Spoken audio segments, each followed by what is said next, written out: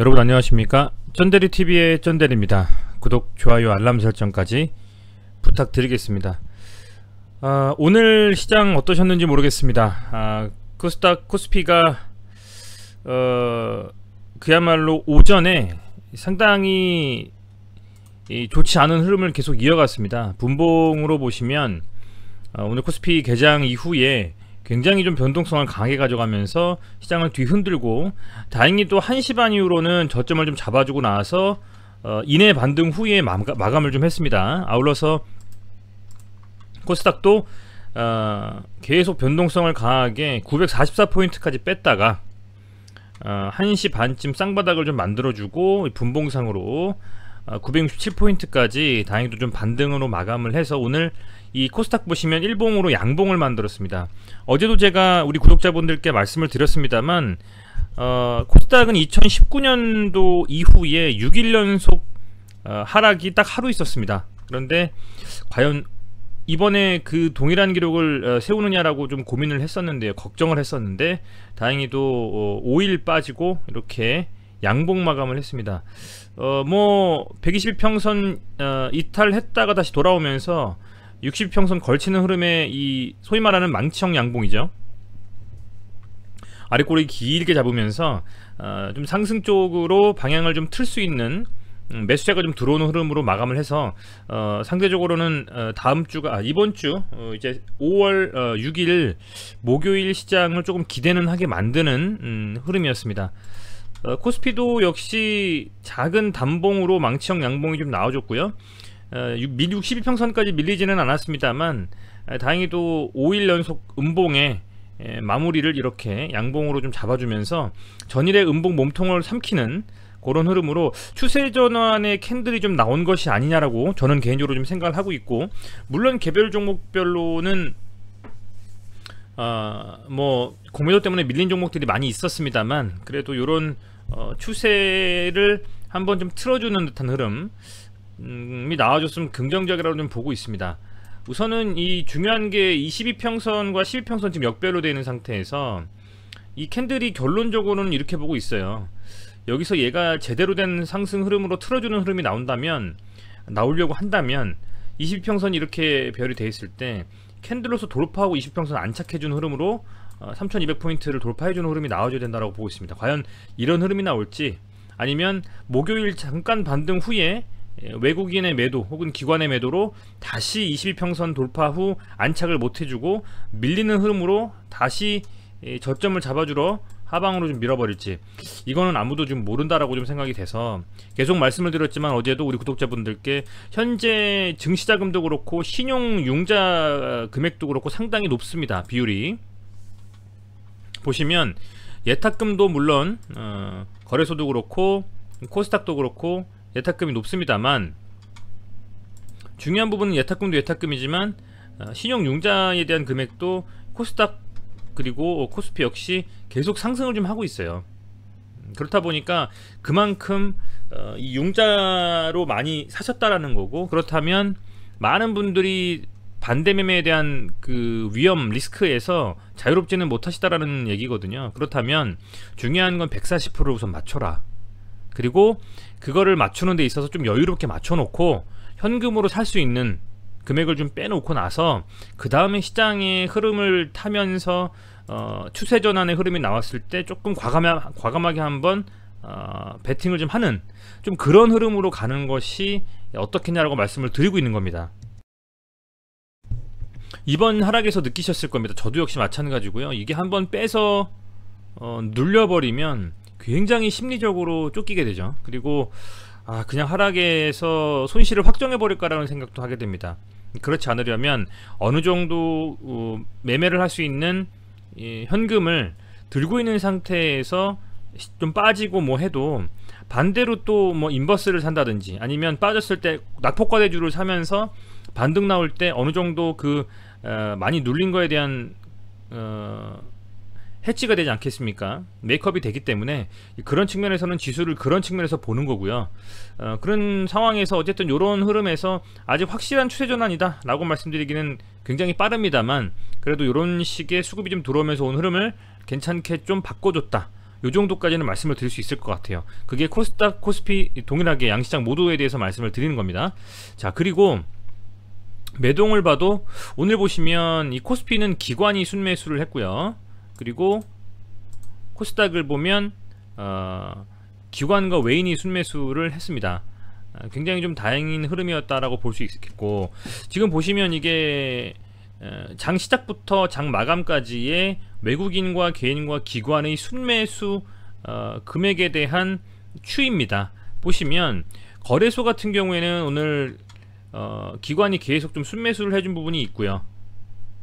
그리고 이 코스피 지수는 어쨌든 오늘 장 막판에 외국인이 좀 돌아주면서 이렇게 좀 상승한 부분이 가장 크고, 분봉상으로 보시면 외국인의 매도세와 이 코스피의 매도, 코스피의 지수 하락, 또 외국인의 추세 전환하면서 순매수가 들어오면서 지수도 상승하는 요런 흐름들이 결국에는 코스피 시장을 좌지우지하기 때문에 외국인의 영향이 굉장히 컸다라고 보고 있습니다. 물론 오늘 기관이 받쳐주지 않았다면 뭐 한없이 빠지는 흐름으로 갔었겠죠. 그래서 어찌됐건 이렇게 외국인들은 오늘 막판에 한 1시간 2시간 남겨놓고 이 순매수가 들어오면서 지수를 반등을 시켰고요.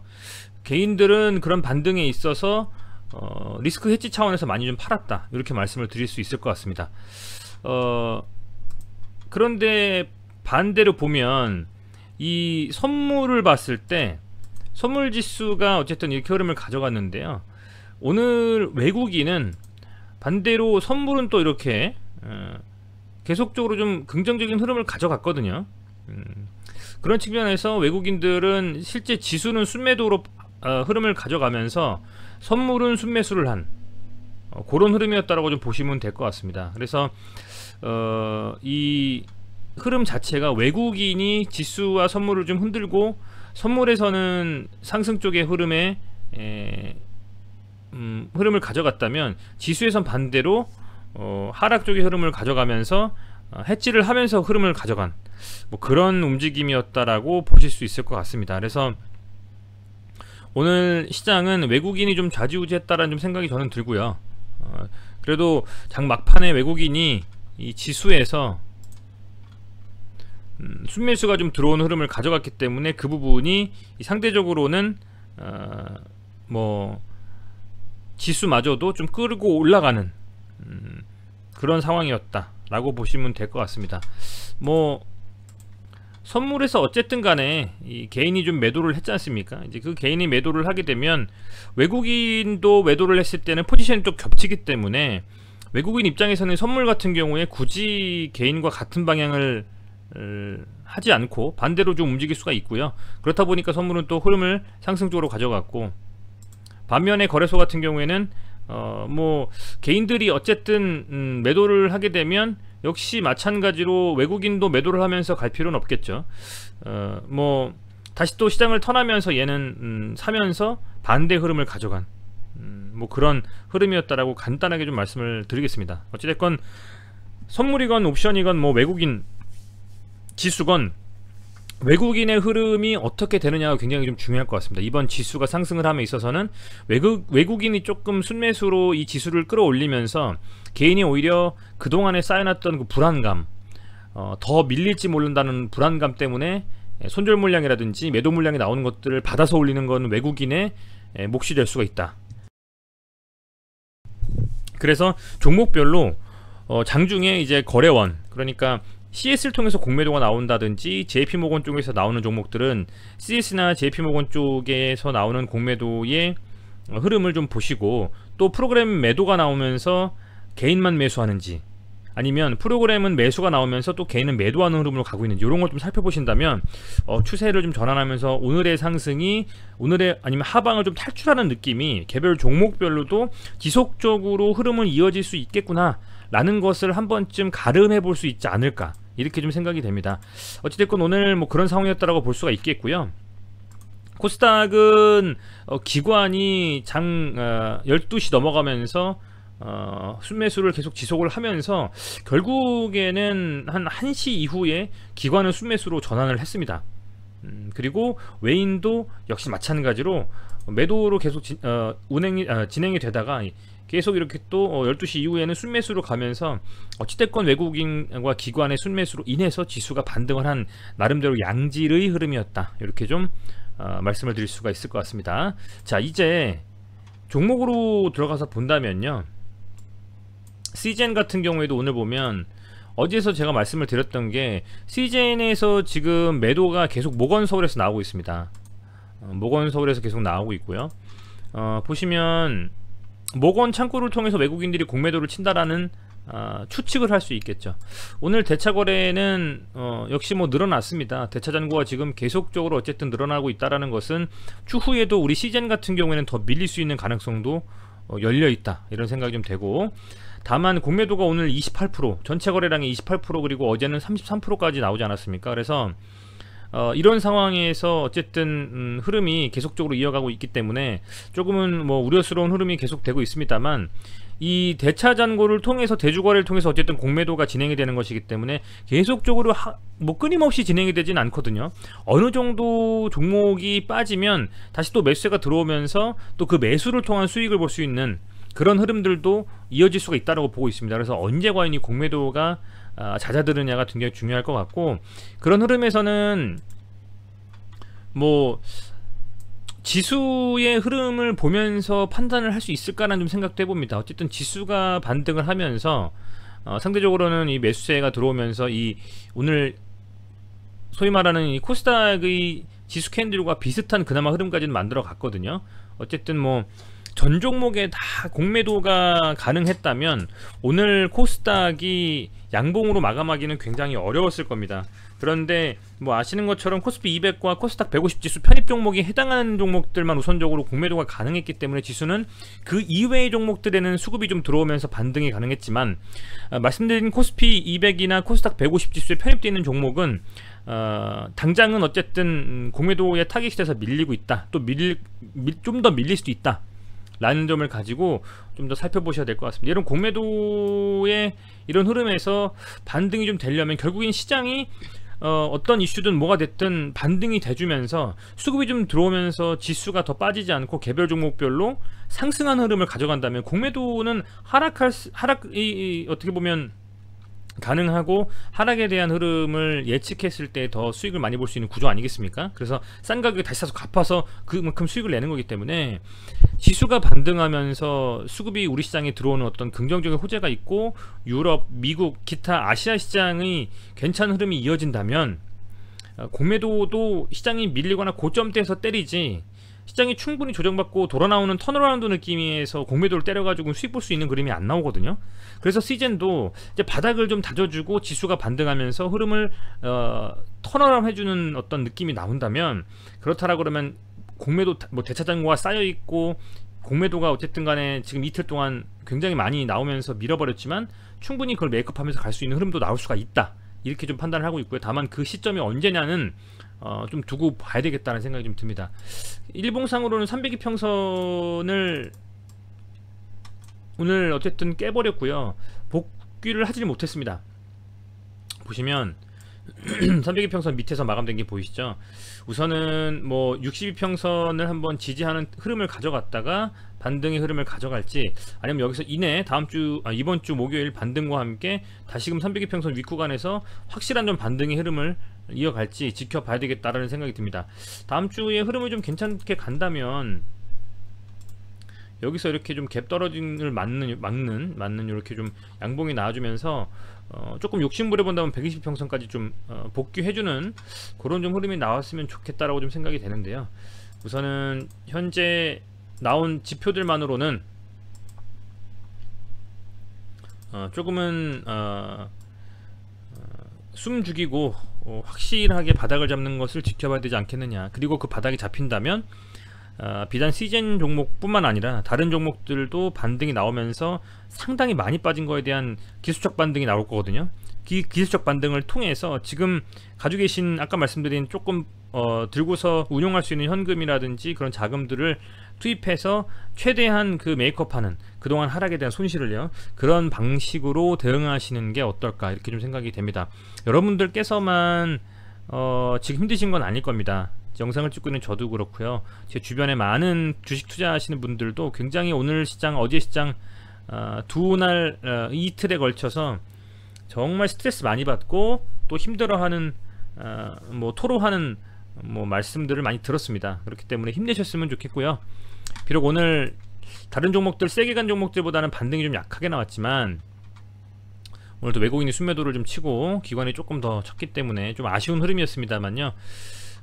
그래도 아직은 포기하고 시장을 떠나기는 이르다라고 생각이 됩니다.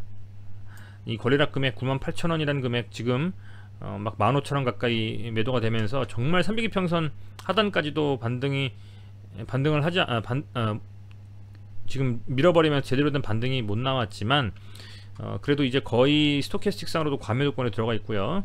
지수도 결정적으로 지금 괜찮은 흐름으로 어쨌든 양봉을 좀 뽑아냈고요. 그렇다면 공매도도 시장이 빠지거나 더 눌릴 때에 치고 빠지고 하지 그냥 내리 공매도를 치진 않지 않겠습니까? 이런 상승장에서 공매도 친 사람들은 쇼커버 하느라고 뭐 난리죠. 그렇기 때문에 이내 지수가 좀 반등한 흐름이 나올지, 그리고 지수 반등에 있어서 외국인이 어떤 역할을 해줄지 요 부분을 좀 살펴보시면서 시장에 참여하신다면 도움이 되시지 않을까라고 생각이 됩니다.